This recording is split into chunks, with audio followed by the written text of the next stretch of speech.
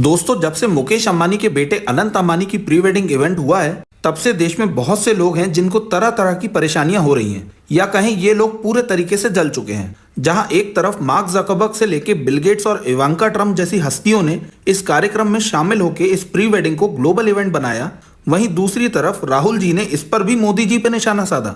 बहुत से लोगों को तो इस इवेंट का खर्चा सुन सुन के बुखार आ रहा है।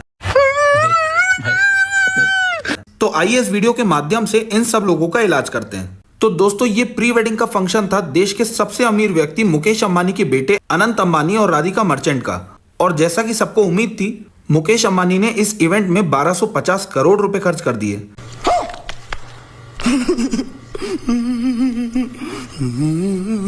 जहां एक तरफ रिहाना जैसी ग्लोबल पॉप स्टार को इस इवेंट में परफॉर्म करने के लिए 74 करोड़ रुपए दिए गए, वहीं दूसरी तरफ अंबानी ने तीनों खान्स को एक साथ एक स्टेज पे नचवा दिया। मतलब इस इवेंट को देख के हम सब कह सकते हैं कि इसमें पूरा बॉलीवुड आया था। और यकीन माने, एकॉन जैसे फेमस इंटरनेशनल सिंगर पे तो आधी जनता ने ध्यान ही नहीं दिया। उसको गाते हुए देख के कुछ लोग तो उसे ब्रायन लारा समझ बैठे। क्या बोला तूने? वहीं मेहमानों में दुनिया के 10 सबसे अमीर लोगों की लिस्ट में रहने वाले माइक्रोसॉफ्ट के फाउंडर बिल गेट्स और फेसबुक के फाउंडर मार्क जकरबर्ग को भी इस इवेंट में उनकी वाइफ प्रिसिला चैन के साथ देखा गया। इसके अलावा डोनाल्ड ट्रंप की बेटी इवांका ट्रंप, भारत के दूसरे सबसे अमीर व्यक्ति गौतम अडानी के साथ साथ बहुत से बड़े बड़े लोग इस इवेंट में पहुंचे। इन मेहमानों को लाने ले जाने के लिए जामनगर एयरपोर्ट पे एरोप्लेन्स का ऐसा जमावड़ा था जैसे मेट्रो स्टेशन के बाहर आजकल ऑटो वालों की लाइन होती है। समझ रहे हो ना? कुछ खबरों की माने तो जामनगर एयरपोर्ट को 15 दिन के लिए इंटरनेशनल एयरपोर्ट का स्टेटस दिया गया था। इस पर कांग्रेस और बाकी पार्टियों के पॉलिटिशियंस से बिल्कुल देखा नहीं गया। हमारे राहुल जी ने तो इस बात पर सरकार से जवाब तक मांग लिया। देखिए, मुझे लगता है कि एक बार कांग्रेस को अपनी हिस्ट्री चेक कर लेना चाहिए कि उन्होंने कब कब और कितनी बार इस तरीके की चीजें कर रखी हैं। मेरे को तो ऐसा धक हो रहा है। मेरे को भी हो रहा है। और फिर इसमें हर्ज ही क्या है? सोचिए, जब अगर सैकड़ों लोग नो एंट्री के समय बीच शहर में शादी हॉल पहुंचने के लिए बसें दौड़ा देते हैं, तो फिर ये पूरा अरेंजमेंट तो कंप्लीट रूल्स एंड रेगुलेशन के साथ किया गया है। और आई एम श्योर इसके लिए मुकेश अंबानी ने अच्छी खासी कीमत चुकाई होगी। वहीं प्रशांत भूषण ने ट्वीट किया कि पावर और पैसे का ये वल्गर डिस्प्ले है। तो उनसे मेरा एक ही सवाल है कि क्या उनके पास बड़े बड़े वकीलों की करोड़ों रुपए की फीस लेने का कोई जवाब है? नहीं। देखिए, अगर कोई अमीर इंसान अपने बच्चों की शादी में पैसा खर्च करता है तो उससे दुनिया को इतनी तकलीफ क्यों? अगर वो इंसान गवर्नमेंट को प्रॉपर टैक्स भरता है तो क्या उस इंसान को ये हक नहीं है कि वो अपने बच्चों की शादी जिस तरीके से करना चाहे वो कर पाए? क्या आपने मंत्रियों के बच्चों की शादियां देखी हैं जिसमें करोड़ों रुपए बेहिसाब तरीके से खर्च कर दिए जाते हैं? क्या आपने लालू प्रसाद यादव की बेटी की शादी के बारे में सुना है? आज से 22 साल पहले इस शादी में 25,000 मेहमान आए थे। लालू जी ने समधी और दामाद के स्वागत के लिए गन पॉइंट पे 50 नई कारें उठवाई थी। राबड़ी देवी ने 6 पंडालों को सजाने के लिए फर्नीचर की दुकानों से गन पॉइंट पे 100 नए सोफा सेट उठवाए थे। दूल्हे के घर पे रातों रात टेलीफोन और बिजली का कनेक्शन लगवाया गया, जिससे इलेक्ट्रिसिटी बोर्ड को 25 लाख रुपए का नुकसान हो गया था। तिलक पार्टी में 300 पुलिस वालों को तैनात किया गया था। इतना ही नहीं, पंडाल की सजावट के लिए कोलकाता, बैंगलोर, दिल्ली और बैंकॉक जैसी जगहों से फूलों को मंगवाया गया था। मीडिया रिपोर्ट्स के हिसाब से इस शादी में 5 करोड़ रुपए खर्च हुए थे। सोचिए, जिस नेता को हम समाज की सेवा करने के लिए वोट देके उसे मंत्री बनाते हैं, वो नेता अपने बच्चों की शादी में बेहिसाब पैसा खर्च करता है और उसके बारे में कोई बात नहीं कर रहा। हम उस इंसान के खर्चे के कसीदे पढ़ रहे हैं जो सरकार को अपना पूरा टैक्स पे करता है। इसके अलावा हम एक पॉलिटिशियन को छोड़ के बिजनेसमैन से समाज सेवा की उम्मीद कर रहे हैं। कसम से ये हैं डबल स्टैंडर्ड्स। गजब बेइज्जती है।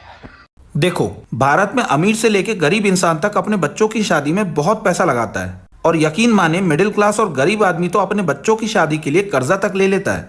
वहीं मुकेश अंबानी ने भी इस फंक्शन को अपने बेटे के लिए स्पेशल बनाने के लिए पैसा खर्च किया। बहुत से जल कुकड़े हैं जो इस प्री वेडिंग को लेके तरह तरह के खर्चे गिना रहे हैं, जैसे नीता अंबानी का 500 करोड़ का नेकलेस, रिहाना को दिए गए 74 करोड़, वहीं अनंत अंबानी की 15 करोड़ की घड़ी, जिसको जकरबर्ग की बीवी प्रिसिला चैन भी देखती ही रह गई। वहीं कुछ लोगों को इसमें भी तकलीफ है कि अनंत ने 15 करोड़ की घड़ी क्यों पहनी। इस तरीके के वीडियो में अगर लोगों के कमेंट्स पढ़ें तो लोगों के कमेंट्स ये होते हैं कि टाइम तो सेम दिखाती होगी और फलाना फलाना। यार, सबसे पहले तो ये समझो कि हर इंसान अपने स्टेटस और अपनी वेल्थ के हिसाब से खर्चा करता है। और जिस तरह खर्चे के लिए बहुत से लोग मुकेश अंबानी को ट्रोल कर रहे हैं, जरा सोच के देखो कि करोड़ों अरबों रुपए का खर्चा मुकेश अंबानी के लिए चिल्लर की तरह है। देखो, मुकेश अंबानी की 2024 में नेटवर्थ 118 बिलियन डॉलर है, यानी रुपयों में करीब ये 10 लाख करोड़ के आसपास होता है। एक आम इंसान की समझ के लिए हम 1 करोड़ को 1 रुपया मान लेते हैं, यानी 10 लाख करोड़ में से करोड़ हटा देते हैं, तो 10 लाख रुपए आज के समय में एक एवरेज व्यक्ति के पास होते हैं। अब सोचिए उन 10 लाख में से क्या आप अपनी बीवी को 500 रुपए का नेकलेस नहीं दिला सकते? आपके बेटे को 10-20 रुपए पॉकेट मनी के लिए नहीं दे सकते? अनंत ने तो फिर भी 15 रुपए की घड़ी पहनी है। क्या आप अपने बच्चों की शादी में 50-60 रुपए खर्च करके रिहाना को नहीं बुलाते? और अगर चिल्लर फेंकने से पूरा बॉलीवुड आ सकता है तो क्या आप ऐसा नहीं करते? अरे कहना क्या चाहते हो? हम भी अपने फंक्शंस में डीजे पार्टी, ढोल, ऑर्केस्ट्रा को अपनी अपनी हैसियत के हिसाब से बुलाते हैं। तो सोचो अंबानी ने ये सब करके कौन सा गुनाह कर दिया? हम हमारे लेवल का फंक्शन करते हैं, अंबानी ने अपने लेवल का फंक्शन किया। क्या है, कुछ लोगों को हर चीज में नेगेटिव ढूंढने की आदत पड़ चुकी है। आपको ये नहीं दिखा कि मुकेश अंबानी के पास पूरी दुनिया पड़ी थी इस फंक्शन को करने के लिए, लेकिन फिर भी उन्होंने इस फंक्शन को गुजरात के एक छोटे से शहर जामनगर से किया, क्योंकि ये उनका पुश्तैनी शहर है। जैसा कि खुद नीता अंबानी ने कहा कि जिस जगह मेरे बच्चे बड़े हुए, जिस शहर से हमारा सालों का नाता है, हम चाहते थे कि ये फंक्शन हमारे पुरखों के उसी शहर में किया जाए। Jamnagar is a place where we have our roots, where Anant grew up, and it's now become a home and heaven for our family. And that's why it feels just so right that we are celebrating this new beginning for Anant and Radhika here in Jamnagar. Jamnagar is where Anant's grandmother, Kokila Mummy, was born. It bears the legacy of his grandfather, Dhirubhai. सोचिए किस तरह अरबों रुपए होने के बावजूद Ambani family भारतीय संस्कारों की बातें करती है। क्या आपको ये नहीं दिखता कि दुनिया की सारी दौलत होने के बावजूद भी अनंत अंबानी हमेशा सनातन की बात करते हैं? And about Hindu, you study Hindu religion philosophy? Sanatana has made me stronger, and every time I'm in a difficulty, God has got me out. So personally, I've gone through many health crises, and God has always been kind enough.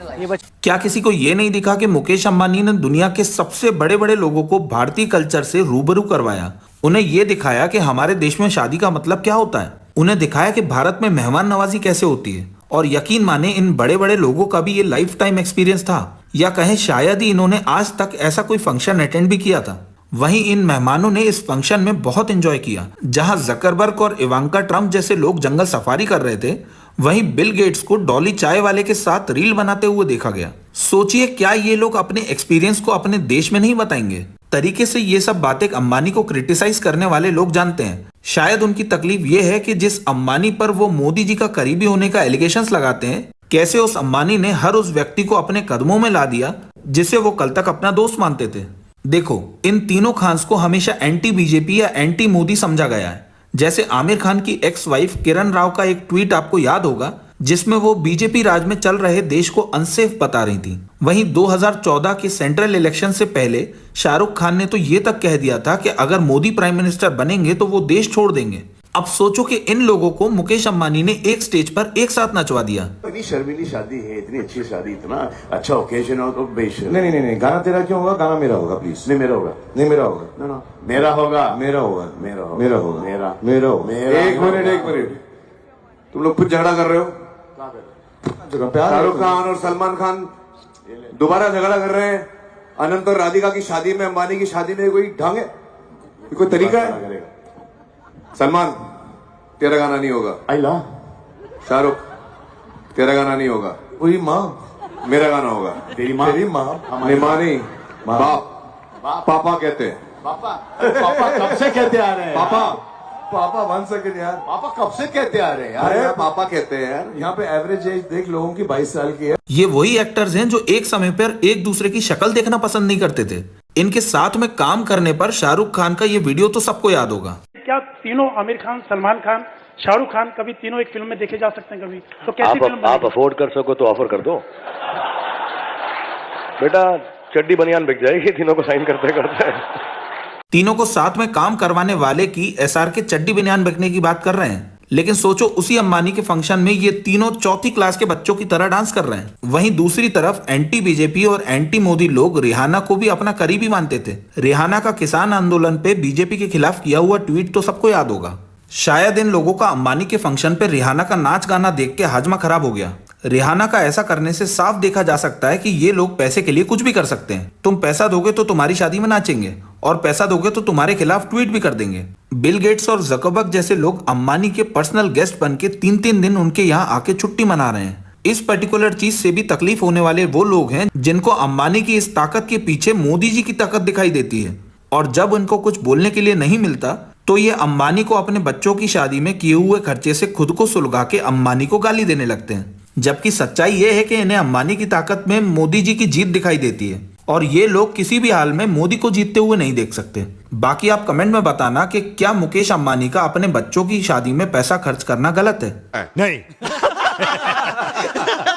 तो चलिए इस video में इतना ही। Video पसंद आया हो तो इसे लाइक करें और ज्यादा से ज्यादा लोगों को शेयर करें। बाकी चैनल पे नए हैं तो इसे सब्सक्राइब करें। धन्यवाद।